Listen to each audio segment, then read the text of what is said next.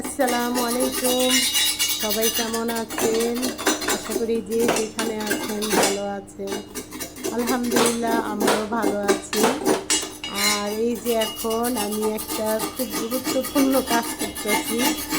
এই যে তাওয়াটা অনেক দিন ব্যবহার করার পর একটু অতিরিক্ত কেমন জানি জং কালো ময়লা হয়ে গেছিলো, একদম উঁচা নিচা। তা রুটি ভাজার সময় খুব বিরক্ত লাগতো। তা অনেক দিন হয়েছে তাওয়াটা পরিষ্কার করা হয়নি। আর এই তাওয়াটা পরিষ্কার একবারে গরম অবস্থায় করতে হইব, তাহলে ময়লাগুলি খুব সুন্দরভাবে ফালানো যায়। আমার সকালে নাস্তা বানানো শেষ। এরপরে আমি গরম তাওয়াটা একটা ছুরির সাহায্যে এই যে ঘষে ঘষে সব ময়লাগুলি ফালাইছি। এই যে অনেকটা সুন্দর পরিষ্কার হয়ে গেছে, আর এক ফোঁটাও ময়লা নাই। আর এই যে কতগুলো ময়লা, অনেক ময়লা হয়েছে। আমার চারপাশ চুলার অবস্থা খুবই খারাপ। এই যে আর পরিষ্কার করার সময় দু একটা ছিটাও পায়ের মধ্যে পড়ছে। খুব গরম, অনেক গরম। আমার তাওয়াটা পরিষ্কার শেষ। তাওয়া পরিষ্কার করতে যায়া আমার রান্নাঘরের 12টা বাজে রয়েছে। এখন এগুলি সব পরিষ্কার করা লাগবে। সাইডে অনেক বেশি ময়লা জমে গেছে। এগুলো এখন সুন্দরভাবে পরিষ্কার করে নেব। এরপর দুপুরে রান্না বান্না করতে হবে। আর এই যে আমি একটু বারান্দায় আসলাম। তা এই গাছগুলো অনেক দিন হয়েছে কেনা হয়েছে, কিন্তু এখনও কোনো টবে লাগানো হয় নাই, কারণ ঘরে কোনো টব নাই যে এটা লাগাবো। তাই এটা কাগজের যেইভাবে কিনছি সেভাবেই রয়ে গেছে। তা এটা যখন টব কিনবো সুন্দরভাবে বারান্দাটাকে সাজাবো। এখনও বারান্দা সুন্দরভাবে সাজানো হয় নাই। আর কি সাজাবো, আমার 3টা বারান্দা, একটা বারান্দাও রোদ আসে না, কিন্তু আমার গাছ খুবই ভালো লাগে। যাই হোক, অল্প স্বল্প কিছু গাছ যা ঘরটাকে আমি সুন্দরভাবে একটু সাজিয়ে রাখছি। অনেক বেশি গাছ না থাকলেও অল্প কিছু গাছ আমি সাজিয়ে রাখছি। আর আমার অনেকবারই গাছ কেনা হয়, কিন্তু বাঁচাতে পারি না, গাছগুলি মরে যায়। হয়তো বা রোদের কারণে গাছ রোদ দেখাতে হয়, কিন্তু আমার 3টা বারান্দা, একটা বারান্দায় রোদ আসে না। এইটা হচ্ছে সবচেয়ে বড় সমস্যা।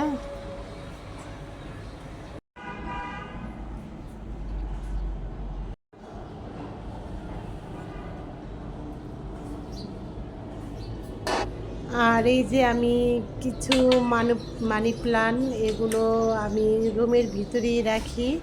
এই গাছগুলি অবশ্যই কিছু হয় না, এগুলি সুন্দরভাবেই থাকে। অনেক দিন পর পর পানি দিলেও কোনো সমস্যা হয় না। তারপরে এই যে আমার গাছগুলি কত সুন্দর সতেজ, একদম খুব সুন্দর লাগে। আর ড্রেসিং টেবিলের উপরে এভাবে রাখাতে আমার ড্রেসিং টেবিলটা খুবই সুন্দর লাগে, সামনাসামনি অনেক বেশি ভালো লাগে। হয়তো পুরো ক্যামেরাটা আমি দেখাতে পারতেছি না। আমি একটা গাছ দিয়ে আমি যে এতগুলো গাছ বানিয়েছি, আর অনেকগুলো একটা গাছ অনেক ঝুল হয়ে গেছিলো। তা এই যে কিছু কাইটা এটা আমি গ্লাসে রাখছি। এটা যখন শিকড় বের হবে তখন এটা মাটির বদলে। আর এই যে আমাদের ঘরে মেহমান আসছিল, তা মেহমানের জন্য অনেক কিছু রান্না বান্না করেছি। এই যে এখানে ভাত, তারপর হচ্ছে বিরিয়ানি। তা বিরিয়ানিটা আমি রান্না করি নাই, মেহমানরা নিয়ে আসছে। আর যেগুলি বক্সের ভিতরে সেগুলি সব মেহমান নিয়ে আসছে। আর যেগুলি এই যে টেবিলে পাড়া, এটা হচ্ছে চিংড়ি মাছ ভুনা, এটা আমি রান্না করেছি। এটা হচ্ছে গরুর মাংস, এটাও আমি রান্না করেছি। এই যে হাঁস ভুনা, এটা মেহমান। এই যে চিটরুটি, তারপর হচ্ছে পাটিসাপটা পিঠা, এগুলি সব আমাদের জন্য নিয়ে আসছে। আর এই যে ডিম ভুনা। আমার ঘরে কিন্তু এখন মেহমান নাই, খাওয়া দাওয়া কইরা সবাই চলে গেছে।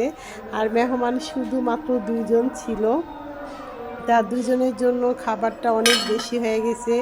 এই যে কাবাব, তা মোটামুটি অনেক রান্না বান্না এখন। ভাই যে এটা হচ্ছে মুরগির রোস্ট, আমি আবার 4টা মুরগি রোস্ট বানাইছি, অনেক বেশি হয়ে গেছে আমি।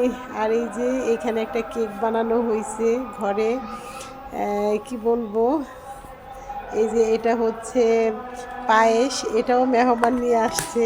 তা এত খাবার, এখন এই খাবারগুলো ঘরে রাখলে নষ্ট হয়ে যাইব, তাই ভাবতেছি যে এখানে আমার আশেপাশে আমার আত্মীয় স্বজন আছে, তাই তাদেরকে বক্সে ভরে ভরে তা দিয়ে দিব। আবার আমিও এখানে আরও আয়োজন করতে নিছি, যে এখানে চাল, এটা ভাবছি চিতই পিঠা বানাবো। আর এই যে পাটিসাপটা পিঠা আমি কয়েকটা বানাইছি, আর কে যে কিছু এই যে গোলা রয়ে গেছে, এটা এটা আমি এখন বানাবো, কারণ না বানাইলে আবার এগুলি নষ্ট হয়ে যাইব। যেহেতু আমি ঘরে কিছুই রাখবো না, সব দিয়ে দিব আত্মীয় স্বজনদের বাড়িতে, তাই যেগুলি আছে সেগুলি এখন কম হয়ে যাবে। যাই হোক, এই যে এখানে অল্প একটু খিসা, তাই এই খিসা দিয়ে যতটুকু পিঠা হয় এগুলি বানিয়ে রাখবো। বানানোর পর তারপর আশেপাশে যতটুকু দেওয়ার এটা দিয়ে দিব। আর এই যে সালাদ, প্রত্যেকটা খাবারই অনেক বেশি পরিমাণে সে ঘরে রয়ে গেছে। তা ঘরে এত খাবার খাওয়ার মতন আমাদের ঘরে কেউই নাই। তা এখন এগুলি এখন বক্স বের করব, বক্স বের করে করে তারপর এগুলো এখন দিয়ে দিব বিরিয়ানিটা, কারণ ভাত, বিরিয়ানি, পোলাও শুধু শুধু নষ্ট হয়ে যাবে ঘরে রাখলে। এর জন্য এখন দেখি, এখন রাত নাই, প্রায় সন্ধ্যা, কারণ মেহমান চলে গেছে। আর মেহমানরা একটা পুডিংও নিয়ে এসেছিল অনেক বড়। আর এই যে এখানে অনেক কাজ ভাঙা দেখা যাইতেছে, এটা আজকে একটা বড় ধরনের দুর্ঘটনা হইতে হইতে রক্ষা পাওয়া গেছে। সামনে কিন্তু একটা রাস্তা, তা এই সাইডে পশ্চিম সাইডে আমাদের বেডরুমে ছয়তলা থেকে একটা থাই গ্লাস পড়ে গেছে। পইরা যায়, এত জোরে একটা শব্দ আইছে, আমি পুরো ভয় পেয়ে গেছি, যে মনে হয় পুরো বিল্ডিংটা কাঁপা উঠছে, এত জোরে একটা শব্দ হয়েছে। এই রক্ষা যে পাশে একটা বাড়ি, ওই টিনের উপরে এটা পড়ে গেছে। এটা যদি রাস্তার সাইডে পড়তো, কারণ সব সময় রাস্তার সাইডে লোকজন আসা যাওয়া করে, যদি এই রাস্তার সাইডে এই থাইটা পড়তো, আর যদি কারো উপরে এটা পড়তো, তাইলে তো কখনোই ওই জীবিত থাকতো না। যাই হোক, আল্লাহ যা করে ভালোর জন্যই করে। যাই, এমনিতে এই বাড়িতে অনেক সমস্যা, আগেও বলছি। যে তারপরে শোনা গেল যে এখানে নাকি যেই ঘর থেকে থাইটা পড়ে গেছে, সেই ঘরে নাকি কোনো লোকই ছিল না, আবার বাহিরে কোনো বাতাসও ছিল না, কিন্তু এই থাইটা কিভাবে পড়ছে আল্লাহই জানে। এমনি এই বাড়িতে আগেও বলছি যে এর একটু জিনের সমস্যা আছে, তা জানি না, আল্লাহ জানে ভালো মতন এখন কিভাবে কি হয়েছে। আর এই যাই হোক, এই যে একটু আগে গাড়ি আসা যাওয়া